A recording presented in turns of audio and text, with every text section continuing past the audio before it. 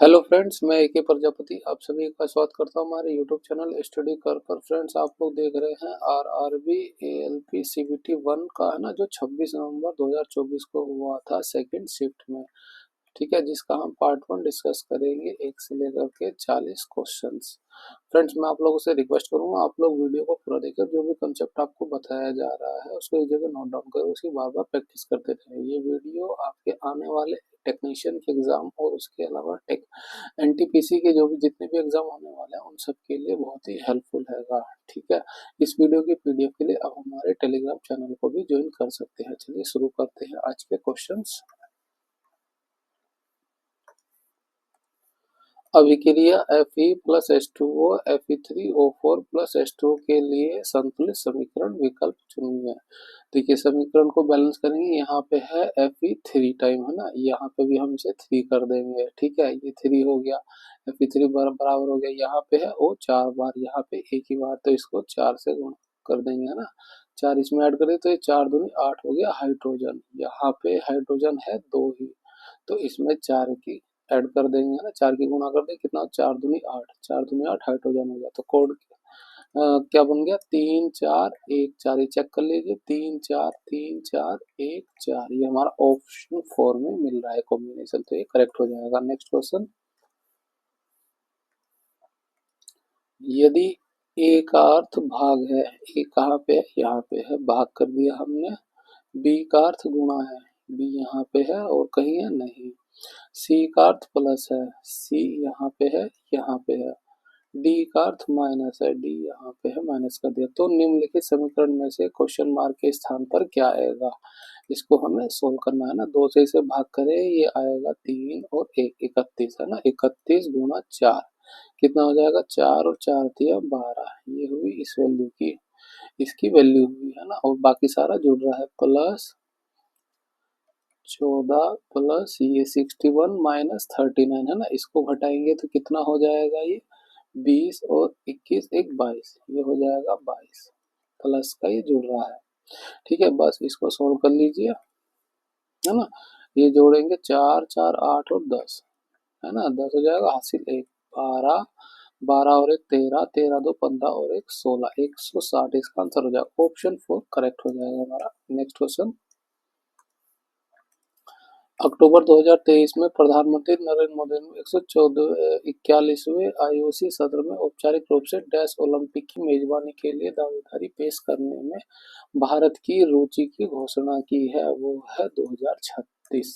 Next question, 2024 के monsoon में भारी वर्षा के कारण संगमेश्वर मंदिर श्रीशैलम परियोजना के अप्रवासी जल में डूब गया था। यह मंदिर किस नदी के तट पर स्थित है, यह कृष्णा नदी पर। नेक्स्ट क्वेश्चन, दिए गए समीकरण को सही बनाने के लिए किन दो संख्याओं को आपस में बदला जाना चाहिए। ऑप्शन से करेंगे, 24 24 की जगह पे 44 आ जाएगा, 44 की जगह पे आ जाएगा 24। बस इसको सोल्व कर लीजिए, है ना। इसको जोड़ेंगे 46 और 44 को, हो जाएगा 90, है ना। माइनस इन दोनों को जोड़ेंगे, कितना हो जाएगा, ये 20 और 20 और 11 जोड़े तो कितना हो जाएगा 31। 31 की 2 से गुणा कर दे तो ये हो जाएगा 62, प्लस 38 गुना 6, इसकी गुणा कर दे 8 6 48, हासिल 4, 6 दिया 18 4 22 हो जाएगा। ये 228 तो बीच में है प्लस, इसको भाग करेंगे 4 से, ये 4 6 24 हो जाएगा, प्लस का 6 ये जुड़ जाएगा। इसको घटाइए, कितना हो जाएगा, 10 में से 2 घटाएंगे ये हो जाएगा 8, ये 8 में से 6 घटाएंगे 2 28 हुआ, प्लस 2 2 8 प्लस का 6। बस इन सबको जोड़ लीजिए, जोड़ जोड़ेंगे तो क्या हो जाएगा, 8 और 1 8 16, 16 4 22, है ना। 16 6 22, 8 8 16, 16 6 22, हासिल तो हो गया। ठीक है, 22 22 और 2 24, 24 और 2 26, 262 ऑप्शन ये हमारा इस मैच हो रहा है, तो हमारा आंसर ये बिल्कुल सही हो जाएगा। नेक्स्ट क्वेश्चन, एक चतुर्भुज के कोणों का अनुपात 2 5 7 10 है। चतुर्भुज के सबसे बड़े और सबसे छोटे कोणों के बीच का अंतर ज्ञात कीजिए, है ना। चतुर्भुज के सबसे छोटे और सबसे बड़े कोणों के बीच का अंतर, सबसे देखिए जिसका रेशो बड़ा है उसका एंगल भी बड़ा आएगा, जिसका छोटा है उसका छोटा आएगा। तो इन दोनों का अंतर ले लें तो कितना हो जाएगा, ये हो जाएगा 8। इन सबको जोड़ेंगे तो कितना हो जाएगा, 5 और 2 7, 7 7 14, 14 10 24, है ना। और चतुर्भुज के चारों कोणों का योग कितना होता है, 360। 8 से भाग करें ये 3 बार में चला जाएगा, 3 से भाग करें ये 12 बार में चला जाएगा। तो आंसर क्या हो जाएगा, 120। दोनों कोणों के बीच का एंगल अंतर है 120 डिग्री। नेक्स्ट क्वेश्चन, डाक विभाग द्वारा डैश के अंतर्गत 2024 फिलेटेली छात्रवृत्ति योजना आरंभ की गई थी। वो की गई दीनदयाल स्पर्श योजना। नेक्स्ट क्वेश्चन, अंग्रेजी वर्णमाला क्रम के आधार पर CYBS GY को निश्चित प्रकार से संबंधित किया गया, उसी प्रकार से इसे संबंधित किया गया। समान तर्क का अनुसरण करके SQR के निम्नलिखित में से किस विकल्प से संबंधित होगा। देखिए C का नंबर होता है 3, Y का होता है 25, B का होता है 2, S का होता है 19, G का होता है 7 और W का होता है 23, F का होता है 6, Q का होता है 17। इसमें देखिए क्या हुआ है, यहाँ +4 हुआ है, यहाँ -2, यहाँ पे +4, यहाँ पे -2। इसमें चेक कर लेते हैं 11 और ये हो गया 15, तो +4 हो रहा है। एक लास्ट वाला चेक कर लेते हैं, ये हो गया 15 और ये 13, यहाँ पे -2 है ना। तो पहले में +2 -2 ये सीरीज बन रही है। तो इसमें कर लेते हैं S का नंबर 19, Q का 17, R का 18, K का 11।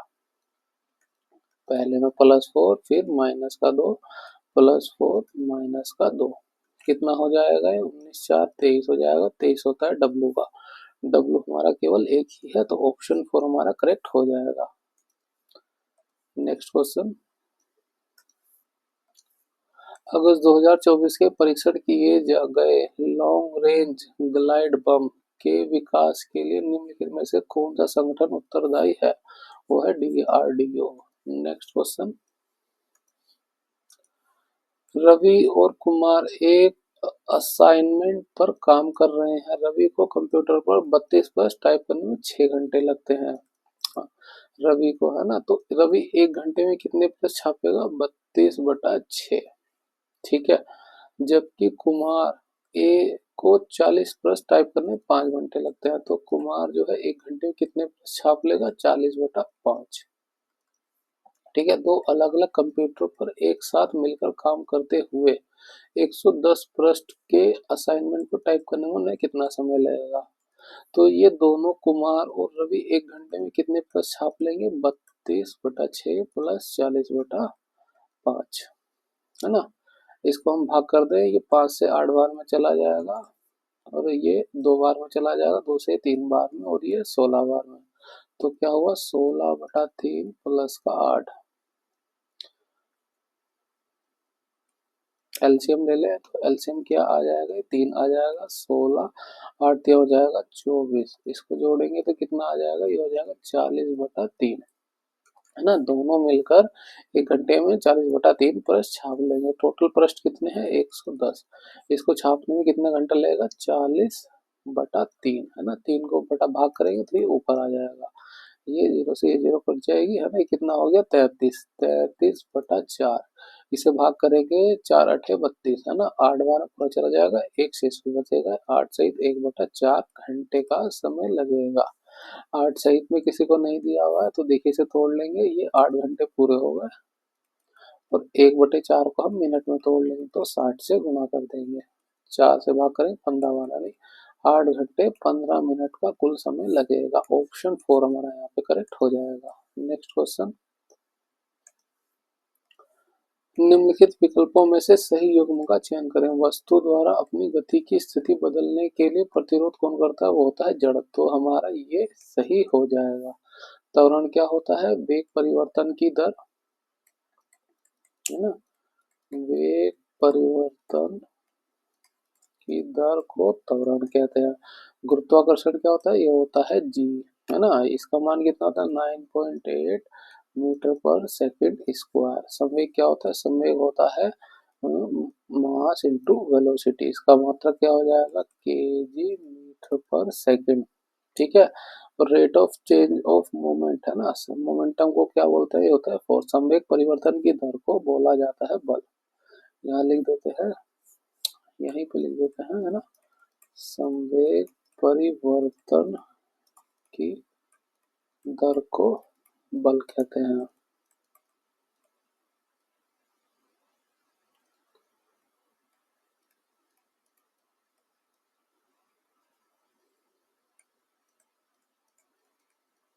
ठीक है, नेक्स्ट क्वेश्चन,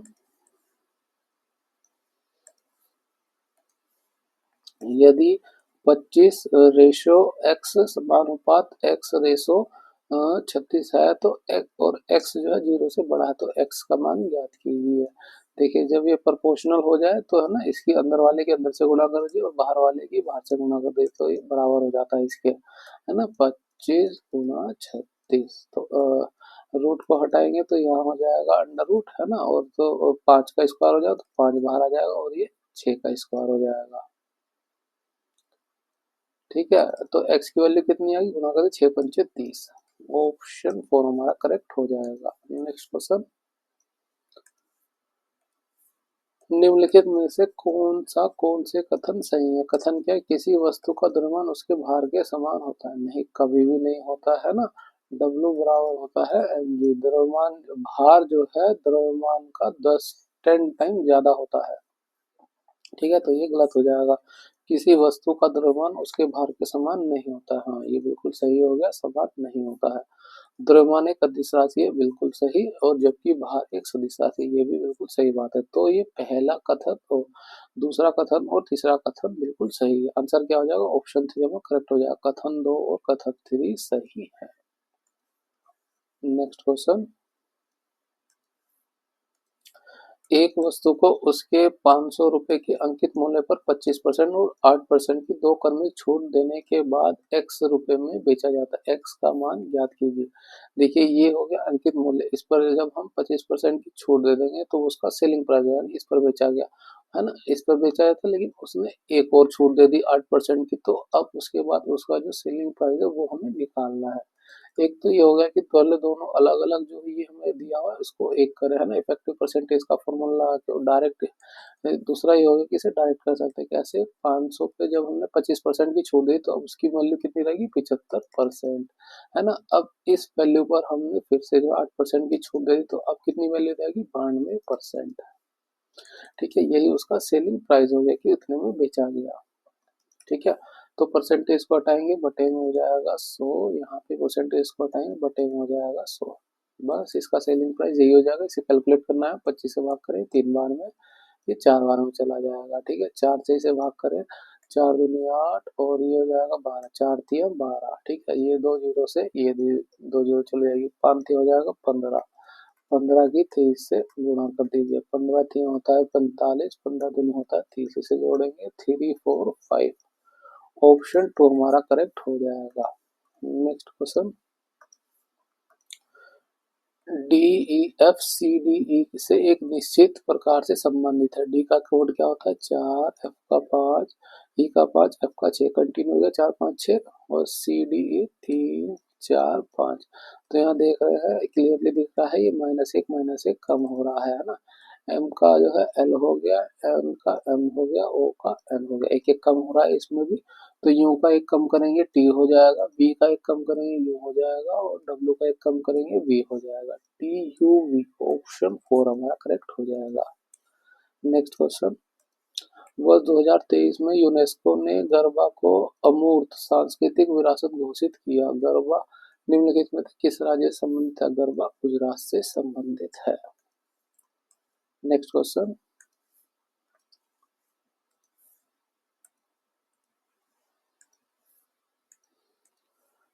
बेलन की त्रिज्या उसकी ऊंचाई से 5 सेंटीमीटर अधिक है। तो ऊंचाई को मान लिया h, तो त्रिज्या कितनी हो जाएगी, h+5।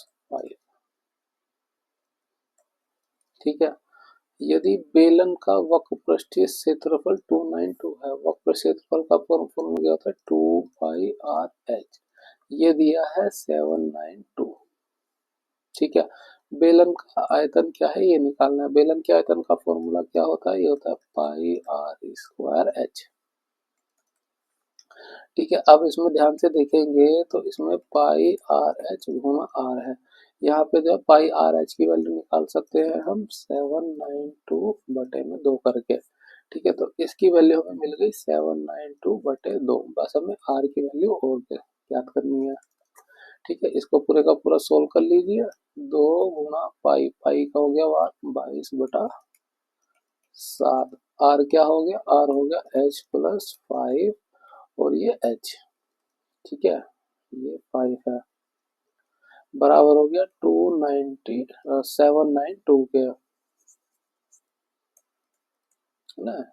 हमने इस वैल्यू को तो यहाँ लिख लिया, इसकी इसकी हमने वैल्यूज को रख दिया यहाँ पे। 2 हो गया, पाई का मान रख दिया, बस इसको हमें कैलकुलेट करना है अब, है ना। देखिए 2 से इसे काटेंगे तो ये 2 से 2 तिया 6 हो जाएगा, 19 2 नीम 18 2 छिंग 12, ये हुआ 396, है ना। अब इसे 11 से काटे तो ये 2 बार में चला जाएगा, है ना। 11 तिया 33, 6 बचेगा, 11 तिया 11 छिका 66, तो ये 36 आया। 2 से भाग करें ये हो जाएगा 18, है ना। बचा क्या, एच, एच प्लस 5, ये नीचे 7 बच रहा है, 7 की इधर गुणा हो जाएगी, हो जाएगा 18 गुणा 7। ठीक है, अब देखिए इसका फैक्टर करते हैं, एच, एच प्लस 5, इसको सोल्व करने की जरूरत नहीं है। देखिए ये हो गया 9, इसको ले सकते हैं 9 दूनी 18, 9 गुणा 2 गुणा 7। ठीक है, अब आप देखेंगे कि जो h है और दूसरा h प्लस 5 है, यानी एक संख्या होगी h और दूसरी से 5 ज्यादा होगी। हम यहाँ देखें 7 दूनी हो जाएगा 14 और ये हो जाएगा 9, यानी एक संख्या हो गई, h हो गया हमारा 9, विद्युत का 5 ज्यादा हो गई, है ना। तो ये 5 ज्यादा हो रहा है 14, तो यानी h का मान हो गया हमारा 9। तो ये r की वैल्यू हमें कितनी मिलेगी, 9 5 14। ठीक है, h की वैल्यू मिली हमें 9। देखिए हमने यहाँ पर जो है पाई आर एच का तो हमें वैल्यू यहाँ से निकाल लेते कि 292 है, बस आर का वैल्यू हम और रख दें। आर का वैल्यू कितना मिला हमें, 14। बस यहाँ से 2 से भाग करेंगे, 7 हो गया, 7 दूनी 14, है ना। इसकी पूरी गुणा करनी पड़ेगी, यूनिट डिजिट से नहीं होगा ये। 7 दूनी 14 हासिल 1, 9 7 63 और 1 64 का 4 हासिल 64 का 4 हो गया, ये 6 हो जाएगा ना। 7 7 49 49 6 55, तो क्या हो जाएगा 55 44, ऑप्शन 3 हमारा यहाँ पे करेक्ट हो जाएगा। नेक्स्ट क्वेश्चन, अलैंगिक प्रजनन के संदर्भ में गलत युग्म का चयन कीजिए। हल्का सा देखिए टाइपिंग एरर है। लेशमोनिया द्विखंड, प्लाज्मोडियम बहुखंडन, खमीर मुकुलन, हाइड्रा। हाइड्रा में बहुखंडन नहीं होता है, हाइड्रा में होता है मुकुलन। मुकुलन और प्रजनन, पुनर्जनन। ठीक है, मुकुलन होता कैसे है, जैसे कि हमारा एक हाइड्रा बना है इस तरह से, तो यहाँ पे एक बडिंग हल्का सा ग्रो करता है, धीरे धीरे बड़ा होता है और ये फिर अलग होकर के वापस से, है ना, ये इस तरह से ग्रो हो जाता है, तो उसे बोला जाता है मुकुलन, है ना। पुनर्जनन क्या होता है, रीजनरेशन होता है, ये रीजनरेशन, जनरेशन। इसमें क्या होता है कि हम हाइड्रा को ऐसे 3 हिस्सों में भी काट दे तो ये सारे के सारे इंडिविजुअल ग्रो हो जाएंगे, है ना। उसे कहते हैं रीजनरेशन। मुकुलन हो गया, ये ऐसे एक बडिंग की तरह ग्रो होता है और फिर ये अलग होकर के फिर से खुद से ग्रो होने लग जाता है, तो ये बडिंग होता है। द्विखंडन क्या होता है, इसमें जो है एक सेल जो है ना, मदर सेल जो है 2 डॉटर सेल में टूट जाती है, तो ये द्विखंडन होता है। बहुखंडन में क्या होता है, एक सेल जो है कई सेल्स में टूट जाती है, ये बहुखंडन में होता है। मुकुलन यहाँ बता ही दिया हमने, तो हमारा आंसर जो है ये गलत दिया हुआ है ना, ऑप्शन 4 यही सही हो जाएगा। नेक्स्ट क्वेश्चन,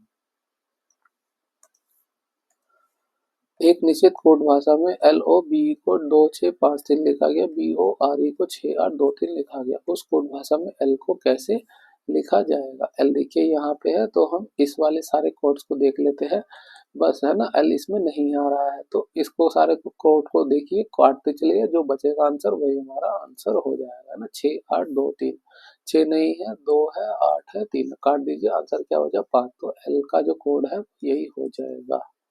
नेक्स्ट क्वेश्चन, गोलीय दर्पण द्वारा प्रकाश के परावर्तन के मामले में फोकस दूरी f और वस्तु दूरी u और प्रतिबिंब दूरी v को किस संबंध को द्वारा व्यक्त किया जाता है। देखिए दर्पण के लिए जो फॉर्मूला होता है वो बीच में होता है प्लस, तो ये हमारा आंसर करेक्ट हो जाएगा। अगर यही लेंस के लिए दिया जाता तो ये हो जाता 1/f बराबर 1/v माइनस का 1/u। ठीक है, ये लेंस के लिए होता है, आप इसको याद रखिए। नेक्स्ट क्वेश्चन,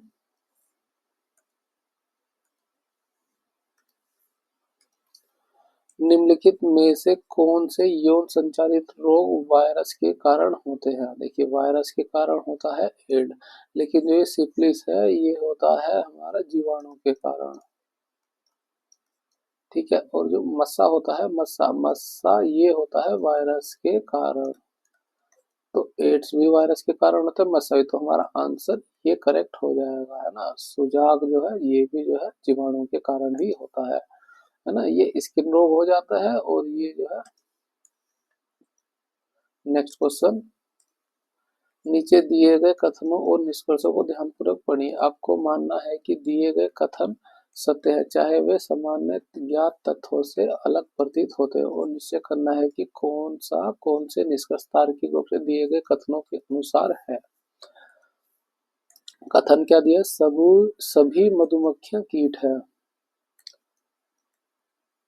ये हो गई मधुमक्खियां, तो सभी मधुमक्खियां कीट हो गई, इसको ऐसे बना लीजिए ना, ये हो गया कीट। और क्या कह रहा है, सभी मधुमक्खियां छत्ते हैं, तो ये सभी मधुमक्खियां, इसको ऐसे बना लीजिए, सभी मधुमक्खियां हो गई छत्ते। ठीक है, तो निष्कर्ष क्या निकले, कुछ छत्ते कीट है।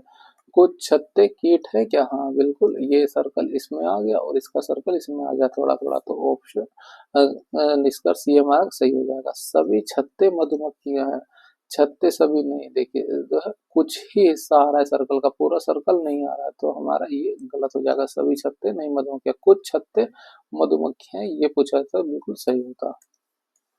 आंसर क्या हो जाएगा, निष्कर्ष केवल एक ही सही था, तो 3 हो जाएगा, केवल निष्कर्ष एक कथन के अनुसार है। नेक्स्ट क्वेश्चन, अंग्रेजी वर्णमाला क्रम के आधार पर निम्नलिखित 4 अक्षर समूह युग्मों में से 3 एक निश्चित प्रकार से समान है और इस प्रकार एक समूह बनाते हैं। निम्नलिखित में से कौन सा युग्म उस समूह से संबंधित नहीं है।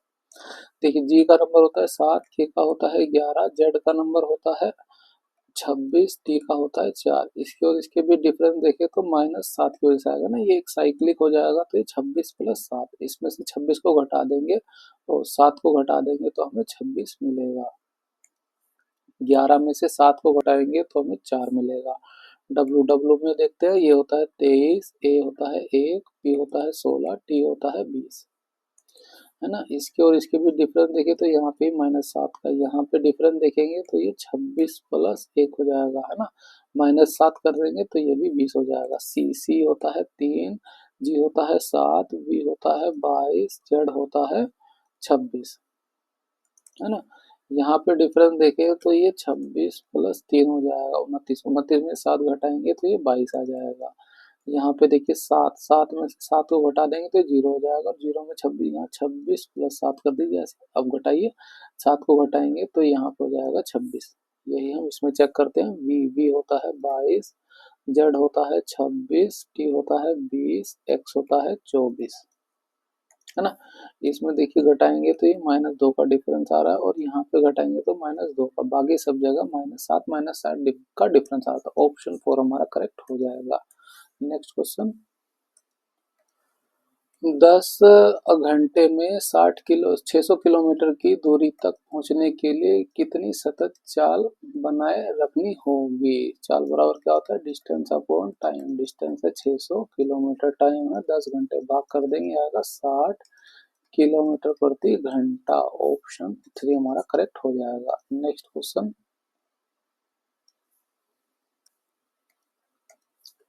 आईआईटी बॉम्बे ने भारत का पहला क्वांट डायमंड माइक्रोचिप इमेजर विकसित करने के लिए के साथ साझेदारी की है, वो की है टीसीएस के साथ।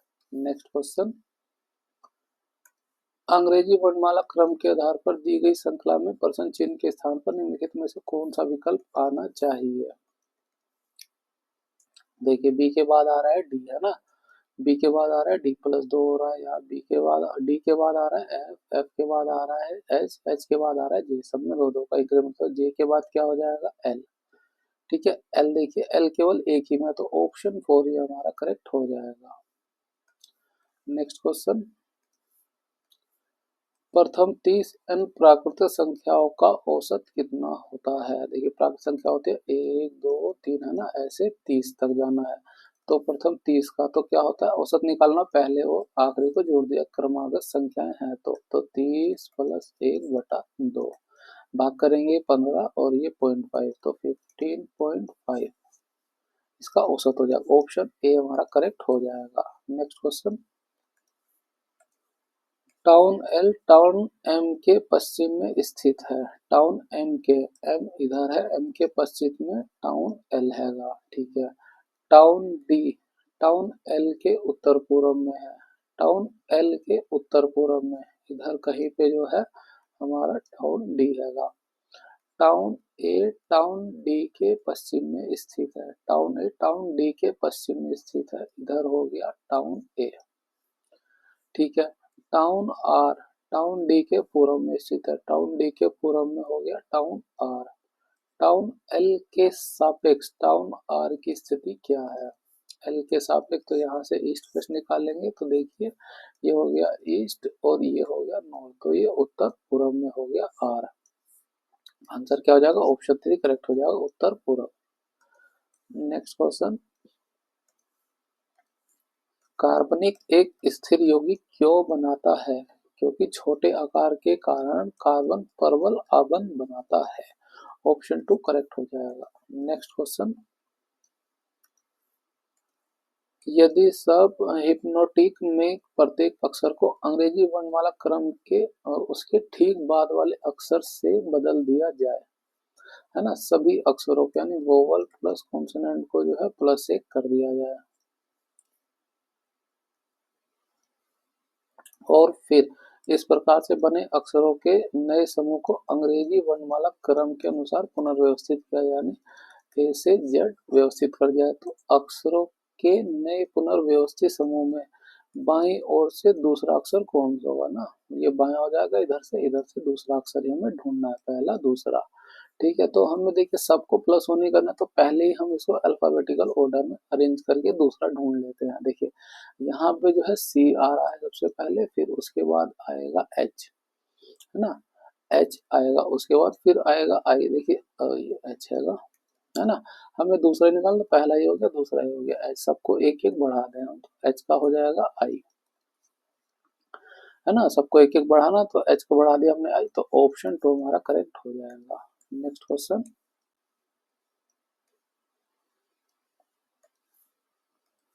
धातुओं के संबंध में निम्नलिखित में से कौन सा कथन गलत है। कुछ धातुओं को पीटकर पतली चादर बनाया जा सकता है, इस गुणधर्म को अघातवर्धकता कहा जाता है, बिल्कुल सही है ना। शीशा और पारा तुलनात्मक रूप से ऊष्मा के सुचालक होते हैं, नहीं, शीशा जो है ये ऊष्मा का कुचालक होता है। ठीक है, तो कौन सा गलत है, ये शीशा हो जाएगा, ये दोनों ही, पारा तो जो है ऊष्मा का सुचालक होता है, लेकिन शीशा जो है ऊष्मा कुचालक होता है, तो यही हमारा गलत हो जाएगा। बाकी चेक कर लेते हैं, धातुओं को खींचकर पतले तारों के रूप में रूप दिया जा सकता है, बिल्कुल सही, उसे डक्टिलिटी बोला जाता है। धातुएं ऊष्मा के सुचालक होते हैं, यही बात बिल्कुल सही है, ये भी सही है और ये भी सही है, ये आंशिक रूप से सही है, तो हमारा गलत पूछा था, तो इसमें शीशा जो है कुचालक होता है, इसलिए ये गलत हो जाएगा, ऑप्शन 2। नेक्स्ट क्वेश्चन, यदि कोई धनराशि चक्रवर्ती ब्याज पर दर वर्ष में स्वयं की दुगनी हो जाती है, तो यह धनराशि समान ब्याज दर पर कितने वर्ष में स्वयं की 16 गुनी हो जाएगी। चक्रवर्ती ब्याज में ना कोई धनराशि है एक्स और वो 10 साल में हो जाती है 2x, अब ये 2x है, अगले 10 सालों में क्या हो जाएगी 4x हो जाएगी, उसके अगले 10 सालों में ये 8x हो जाएगी, है ना, और दुगना करते जाइए, उसके अगले 10 सालों में ये जो है 16x हो जाएगी। है ना। यहाँ पे 10 साल का समय लगेगा। तो पूछा है कि जो है 16 गुना, है ना, 16 गुना होने में कितना समय लगेगा, 10, 20, 30 और 40, यानी 40 सालों में वो धनराशि स्वयं की 16 गुनी हो जाएगी। ऑप्शन 2 हमारा करेक्ट हो जाएगा। नेक्स्ट क्वेश्चन, एक व्यापारी को एक घड़ी 1024 में बेचने पर 20% की हानि होती है ना, तो सेलिंग प्राइस क्या हो जाएगा, 80% बराबर हो जाएगा 1024 के। इससे 1472 में बेचने पर उसे कितने प्रतिशत का लाभ होगा। 1472 में बेचने पर उसका एक्स परसेंटेज हम निकाल लेंगे। देखिए लाभ हो रहा है, इसका मतलब है उसका जो परसेंटेज में वैल्यू आएगी वो 100% के ऊपर ही आएगी, है ना। और जो सेलिंग प्राइस 100% के ऊपर, हमने यहाँ डायरेक्ट सेलिंग प्राइस की वैल्यू को रखा है ना, ये भी सेलिंग प्राइस हो गया, ये भी, तो ये भी सेलिंग प्राइस, हमने सेलिंग प्राइस को परसेंटेज में लिख दिया, है ना। तो परसेंटेज में हमें सेलिंग प्राइस की वैल्यू आएगी, वो लाभ हो रहा है तो 100% के ऊपर आएगी। तो हमें प्रॉफिट निकालना है तो उसमें से कॉस्ट प्राइस को निकाल देंगे। कॉस्ट प्राइस होता है हमारा 100%, ठीक है। बस इसको क्रॉस मल्टीप्लाई करेंगे तो एक्स बराबर क्या हो जाएगा, एक 1472 गुणा 80%, 1472 गुणा 80% बटे में हो जाएगा 1024, ठीक है।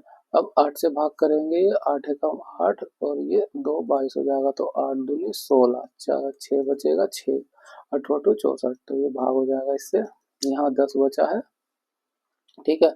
इसको 128 से डायरेक्ट भागते हैं तो 128 से एक बार में चला जाएगा, और 47 में से 28 को घटाएं तो ये कितना बचेगा, 17, 17 में से 8 को घटाएं तो ये हो जाएगा 9, और ये 1 हो जाएगा, ठीक है। अब ये हुआ 19, ये 2 हैगा, तो 192 में से जो है 128 को भाग करेंगे तो ये एक बार में जाएगा 128। अब इसको घटाए तो कितना आ जाएगा, 12 में से 8 घटाएंगे 4 हो जाएगा, 7, 8 में से 2 घटाएंगे 6 आएगा, 64। अब देखिए ये 64 है और ये 128, ये इसका दुगना है, तो इसे भाग करेंगे 0.5 टाइम में चला जाएगा ये, तो 11.5 गुना 10% है, इसको गुना करें तो कितना आएगा, एक्चुअली 115%। ये हमारा सेलिंग प्राइस निकल के, हमें प्रॉफिट निकालना है ना, तो प्रॉफिट के लिए हम 100% घटा देंगे, 115% माइनस 100%, है ना। सेलिंग प्राइस में कॉस्ट प्राइस को निकाल लें तो हमें प्रॉफिट मिल जाएगा, ये हुआ 15%। लाभ ही पूछा था कितने प्रतिशत का लाभ हो, लाभ हो रहा है 15% का, ऑप्शन 3 हमारा यहाँ पे करेक्ट हो जाएगा। नेक्स्ट क्वेश्चन, यदि 584 स्क्वायर बराबर 341056 हो तो 34.0156 का वर्गमूल क्या होगा। इस स्क्वायर को हटाएं तो यहाँ पे ये वर्गमूल है, इस वर्गमूल की वैल्यू ये देखिए 584। अब यहाँ पे देखिए 0.4 स्थान तक है, तो क्या होगा 341056, है ना। इसका वर्गमूल लेंगे तो क्या, ये दशमलव घटाएंगे तो 4 जीरो तक से 4 जीरो आ जाएगी। इस पूरे का वर्गमूल हमें बताया है 584 है ना। इसका वर्गमूल निकालेंगे तो 4 जीरो है तो ये 2 जीरो रह जाएगी, इसे भाग करेंगे हो जाएगा 5.84, ऑप्शन 3 हमारा करेक्ट हो जाएगा। नेक्स्ट क्वेश्चन, निम्नलिखित में से कौन से कथन सही है। कथन क्या है, एक विद्युत धारावाही चालक चुंबक की तरह कार्य करता है, बिल्कुल सही। इलेक्ट्रॉन को चुंबकीय क्षेत्र के लंबवत ले जाने पर किसी भी बल का अनुभव नहीं होता है, नहीं, गलत हो जाएगा, अनुभव होता है। तो कथन क्या हो जाएगा हमारा, कथन एक सही है। नेक्स्ट क्वेश्चन, अंग्रेजी वर्णमाला क्रम के आधार पर निम्नलिखित 4 अक्षर समूह में से 3 एक निश्चित प्रकार से समान है, इस प्रकार एक समूह बनाते हैं। निम्नलिखित में से कौन सा अक्षर समूह उस समूह से संबंधित नहीं है। देखिए का नंबर होता है 11, के का होता है 17, एन का होता है 14। यहाँ डिफरेंस देखें तो कितना हो रहा है, प्लस के 6 का। यहाँ डिफरेंस कितना हो रहा है, माइनस के 3 का, है ना। 17 में 3 घटाएंगे 14 आ जाएगा। ये आर होता है 18 और एक्स होता है 24, यू होता है 21, ठीक है। यहाँ डिफरेंस देखें तो प्लस के 6 का हो रहा है, यहाँ पे माइनस के 3 का। जी होता है 7, एम होता है 13, जे होता है 10। तो यहाँ पे डिफरेंस देखिए प्लस का 6 हो रहा है, यहाँ पे भी जे हो गया 10, है ना। तो यहाँ पे -3 का डिफरेंस है। बी, बी का नंबर होता है 2, एच का होता है 8, एफ का होता है 6। यहाँ पे डिफरेंस देखे तो ये प्लस के 6 हो रहा है और यहाँ पे लेकिन डिफरेंस हो रहा है माइनस के 2 का, है ना। सब जगह बाकी जगह माइनस के 3 का हो रहा है, तो ये अलग हो जाएगा। ऑप्शन 4 हमारा करेक्ट हो जाएगा। नेक्स्ट क्वेश्चन, निम्नलिखित व्यंजक को सरल कीजिए। देखिए थोड़ा सा कैलकुलेटिव ध्यान से देखेंगे, यहाँ पे एक बी स्क्वायर है, बाकी के बी स्क्वायर को देखिए तो ये 2b स्क्वायर है, जब इसकी गुणा करेंगे तो प्लस में 2b स्क्वायर मिलेगा, तो 2b स्क्वायर ये और एक बी स्क्वायर तो हो जाएगा 3b square. 3b square check करें, 3b स्क्वायर एक इसमें आ रहा है और एक इसमें आ रहा है, बाकी और किसी में, तो ये आंसर हमारे गलत हो गए, है ना। अब इसमें और इसमें हम ध्यान से देखें तो सिर्फ सी स्क्वायर का ही फर्क है, बाकी सब कुछ सेम वही है। तो हम सी स्क्वायर चेक कर लेते हैं, इसमें हमारा सी स्क्वायर प्लस का आएगा भी या नहीं। यहाँ पे देखिए माइनस का सी है, इस माइनस की सी की इस माइनस सी से गुणा होगी तो क्या होगा, ये प्लस का सी स्क्वायर हो जाएगा। क्या ये कॉम्बिनेशन और कहीं बनेगा कि सी स्क्वायर और हो जाए, नहीं और कहीं नहीं बन रहा है, तो हमारा आंसर ये 4 करेक्ट हो जाएगा। नेक्स्ट क्वेश्चन, कॉपर ऑक्साइड वाले बीकर में तनु हाइड्रोक्लोरिक अम्ल मिलाने पर निम्नलिखित में से कौन सा निर्माण होता है ना। ये हो गया कॉपर ऑक्साइड, उसमें HCl मिलाने पर क्या निर्माण होगा, Cu क्लोराइड, है ना, CuCl2, तो यहाँ पे 2 हो जाएगा और क्या बनेगा H2O, ठीक है। तो ये मिलेगा कॉपर क्लोराइड के बनने में नीले हरे रंग का विलयन बनता है। ऑप्शन 3 करेक्ट हो जाएगा। नेक्स्ट क्वेश्चन, अंग्रेजी वर्णमाला क्रम के आधार पर दी गई श्रृंखला में पद चिन्ह के स्थान पर निम्नलिखित में से कौन सा विकल्प आना चाहिए। देखिए यहाँ पे हम इसमें रिलेशन देखें, ए है, ए के बाद बी को छोड़ दिया गया, फिर सी डी हो गया, फिर ई को छोड़ दिया गया, एफ हो गया, एफ के बाद आया जी, है ना। जी में भी यही पैटर्न किया गया है, जी के बाद एच को छोड़ दिया गया, है ना, आई जे हो गया, सीक्वेंस में हो गया, फिर के को छोड़ दिया गया, एल हो गया, एल के बाद एम, यहाँ पे बाकी सब में भी ऐसे ही चल रहा है, आर के बाद हो जाएगा एस, एस के बाद वाई, एक्स के बाद वाई, तो डी के बाद हमारा क्या हो जाएगा, डी के बाद हो जाएगा ई। ई चेक करें, ई सब में ई, अब इसमें भी क्या करना है, हम ई के बाद एफ को छोड़ देना है, बाकी क्या हो जाएगा जी एच, एच के बाद आई को छोड़ देंगे और जे हो जाएगा हमारा, तो क्या कोड हो जाएगा EGHJ, EGHJ, ऑप्शन 2 हमारा यहाँ पे करेक्ट हो जाएगा। नेक्स्ट क्वेश्चन, दिए गए विकल्पों में से उस संख्या का चयन कीजिए जो निम्नलिखित श्रृंखला में प्रश्न चिन्ह के स्थान पर आ सकती है। यहाँ पे डिफरेंस देखें तो क्या आएगा, हमें डिफरेंस देखें 42, 42 और 16 कितना हो जाएगा, ये 58 का डिफरेंस हो जाएगा, है ना। यहाँ पे डिफरेंस देखें तो 75, 25 और हाँ 25 और 8, 25 और 8 कितना हो जाएगा, ये हो जाएगा 33 का डिफरेंस। यहाँ पे देखें डिफरेंस कितना हो रहा है ये, है ना, 13 में से 5 घटाएंगे तो 8 हो जाएगा और फिर 12, 12 में 7 को घटाएंगे 5, तो एक बार 58 आ रहा है, एक बार 33 आ रहा होगा। यहाँ पे चेक करते हैं, हाँ 66 में से 333 को घटाए 33 आएगा। यहाँ 14 में से 6 को घटाएंगे तो ये हो जाएगा 8 और 11, 11 में से 6 को घटाएंगे हो जाएगा 5, तो अगला क्या हो जाएगा, हमें 33 को घटाना है, तो 33 को प्लस करना है ना, तो प्लस कर दे कितना हो जाएगा, 4 3 7, 3 और 2, 3 और 2 5 और ये 4 5 7, तो आंसर क्या हो जाएगा, ऑप्शन 1 हमारा करेक्ट हो जाएगा 4 5 7। तो फ्रेंड्स यहाँ पर हमारा पार्ट 1 कंप्लीट होता है, इसके हमने 1 से लेकर के 40 क्वेश्चन डिस्कस किया। अगर आपको हमारी वीडियो अच्छी लगी है तो इसे लाइक करें, शेयर करें और सब्सक्राइब करें हमारे चैनल को इसी तरह की वीडियो के लिए, है ना। और इसकी PDF के लिए आप हमारे टेलीग्राम चैनल को भी ज्वाइन कर सकते हैं। मिलते हैं आपसे अगली वीडियो में। Thank you.